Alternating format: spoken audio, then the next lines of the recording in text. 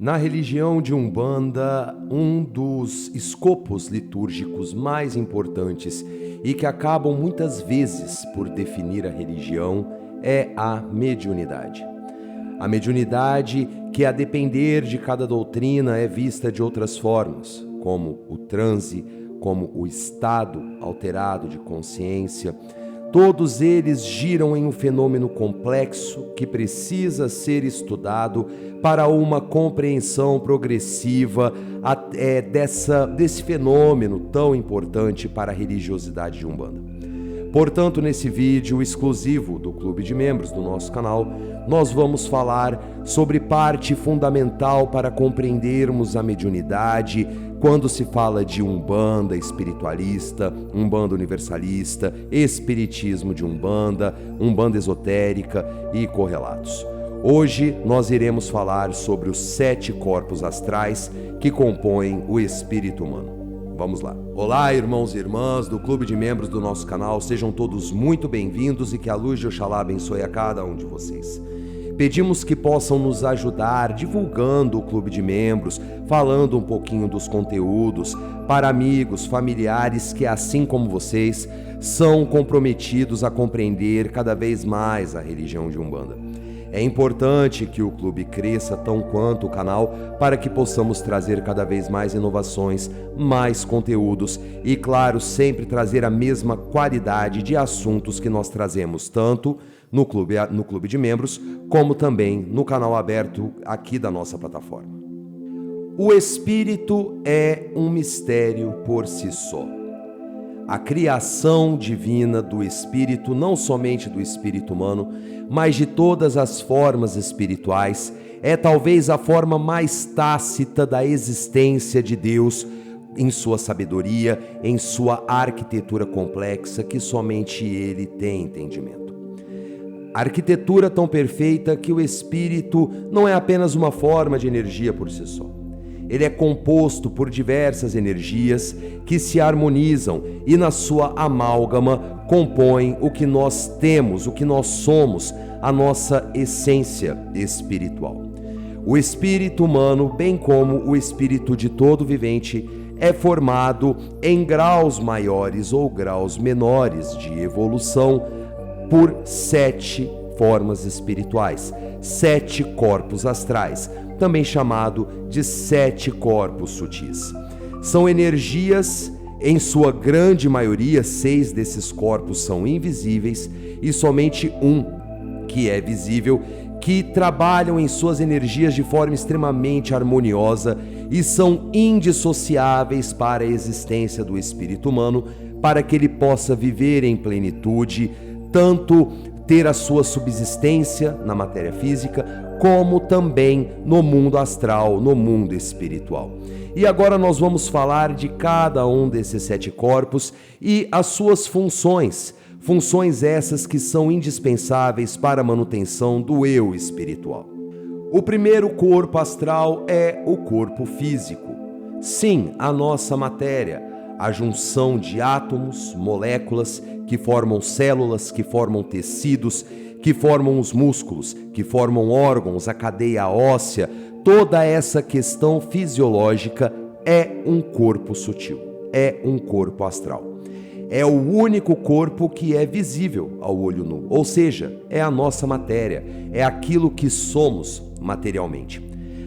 O funcionamento harmonioso, equilibrado de cada estrutura molecular, de cada estrutura átmica, de cada célula, cada tecido, a interação com os órgãos e sua interação nos ossos, a vida material, ela emana energias de atração.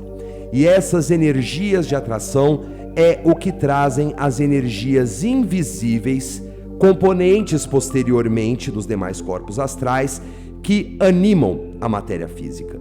Então nós podemos dizer que o nosso espírito começa na formação do nosso corpo, e o nosso corpo, na sua força de atração das demais energias sutis, é o que possibilita a acoplagem, a junção do espírito ao corpo, para que assim a matéria física tenha uma animação, que tenha a sua função de viver. Por isso mesmo, o corpo físico deve ser muito bem cuidado e preservado, não somente com exercícios, bons hábitos alimentares e correlatos, como é uma forma de matéria que é energética, porém densificada, e sendo ela catalisadora de energias invisíveis, das energias espirituais, toda forma, pensamento que emanamos, nossos comportamentos, nossos hábitos fisiológicos vão refletir diretamente nos demais corpos sutis.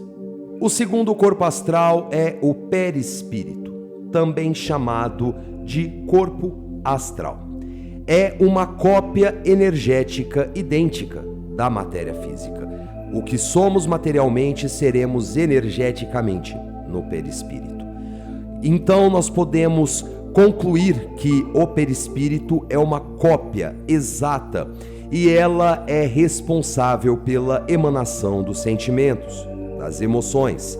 E é um corpo altamente sensível e suscetível a qualquer alteração material e alteração física, material e energética que nós nos sujeitamos o tempo todo.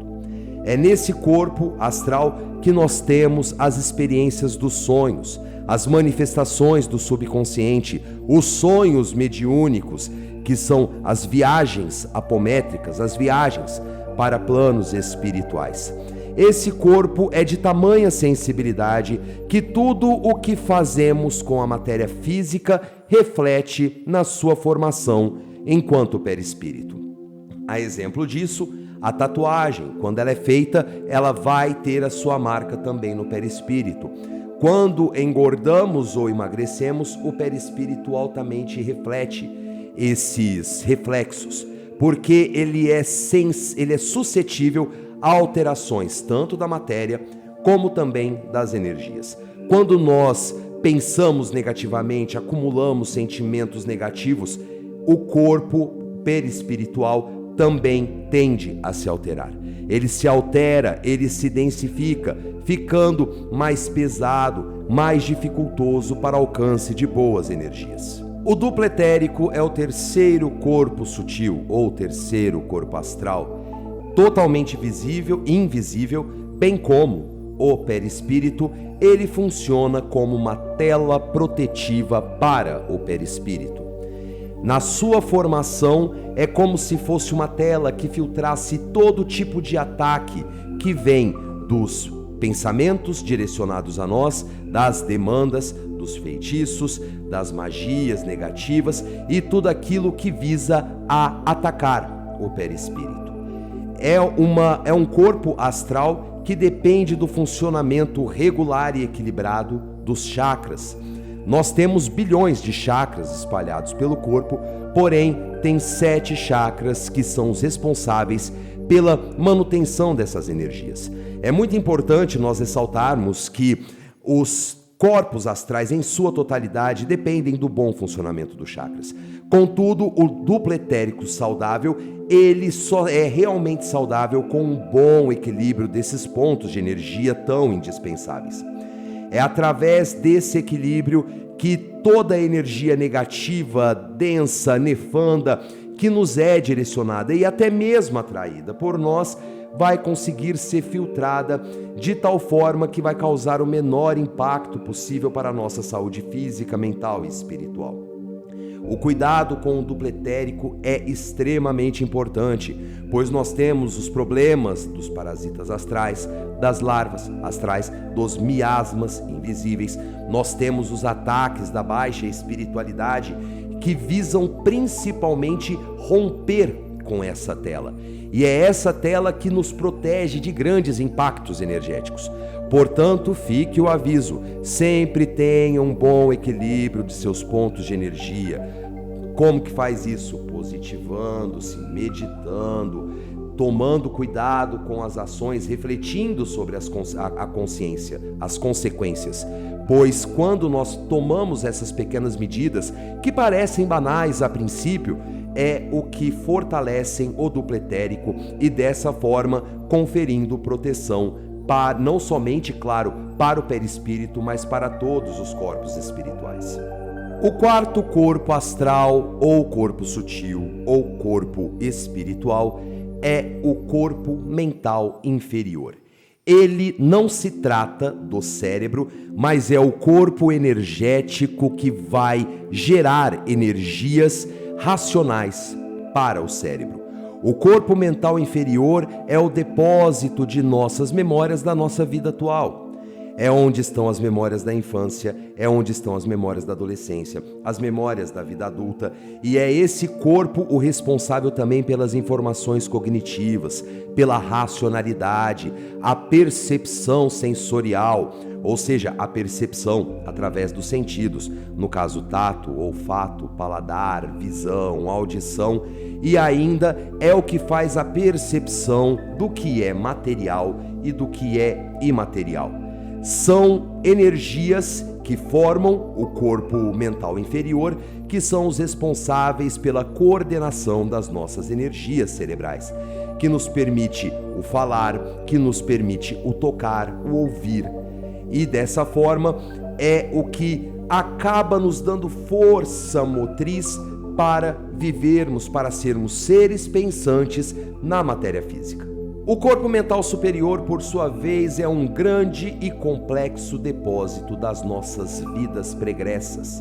No corpo mental superior, pertencente a cada espírito, é onde estão todas as informações, desde a primeira encarnação. O corpo mental superior é o início do fenômeno mediúnico. Os guias espirituais têm acesso ao corpo mental superior e assim, em um efeito cascata, propicia a incorporação. Esse acesso conferido aos guias espirituais, também chamados de espíritos ancestrais, é onde eles conseguem perceber, eles conseguem assimilar e ajudar o médium a assimilar as interações kármicas que os fazem trabalhar juntos, a ancestralidade, os vínculos kármicos que tiveram em vidas pregressas, as motivações que os fazem trabalhar conjuntamente. De longe é o corpo astral mais delicado de se lidar, porque ele deve ser preservado a todo custo, pois baixos espíritos, espíritos negativos, vingativos, nós já falamos no nosso canal, na parte aberta do nosso canal sobre os obsessores e sobretudo dragões e os magos obscuros, têm a ânsia de capturar esse mental superior. Porque capturando o depositário dessas energias, dessas vidas pregressas, eles podem muito fazer para alastrar o mal. Por isso mesmo, o mental superior deve ser preservado com firmezas, nutrir pensamentos sempre positivos, respeito ao preceito, sobretudo na incorporação, porque quando se falha no preceito, se pensa negativamente, não se foca, não se tem um compromisso, se leva a espiritualidade de forma relapsa, é onde espíritos negativos podem tomar a composição fluídica dos guias, infiltrar no campo mental e assim fazer a tal captura das informações do mental superior.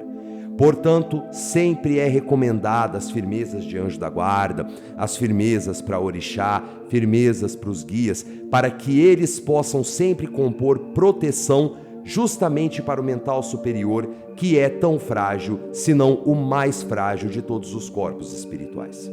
O corpo búdi, ou então o corpo búdico, é um corpo astral, invisível e atemporal. Ele é o responsável pela manutenção do corpo mental superior, do corpo mental inferior, do duplo etérico, do perispírito e da matéria física, na sinergia, harmonia e consonância com o universo. Portanto, nós podemos entender que o corpo búdico é aquele que se comunica com a criação divina. Ele se comunica com o universo infindo. E dessa forma, nessa comunicação, estabiliza constantemente as nossas energias para que possamos viver em equilíbrio com a matéria física no planeta aonde habitamos e também na nossa interação com o universo. É no corpo búdico que está a sabedoria, a elevação espiritual, a expansão da consciência. E uma curiosidade é que em religiões hindus, no hinduísmo, no budismo, o corpo búdico, também chamado de corpo budi, é extremamente almejado por ser considerado o ponto de maior proximidade de conexão com o sagrado. E para finalizarmos, o corpo átmico, também chamado de Atma, é o corpo espiritual mais elevado, por isso mesmo é o último em uma escala ascendente. É esse corpo que configura o centelhamento divino, ou seja, nossa essência espiritual como centelhas, filhas do próprio Deus, de um único Deus. E é justamente por isso que o átmico é tão próximo da criação. É a nossa ponte de conexão direta com o sagrado, com a paternidade primordial ou maternidade, afinal, Deus não tem sexo. É a nossa filiação. É dessas forças que saem todas as canalizações das bênçãos divinas que nós temos emanadas do próprio Deus. Não à toa, também o corpo átmico é chamado de espírito primordial ou então também espírito da essência.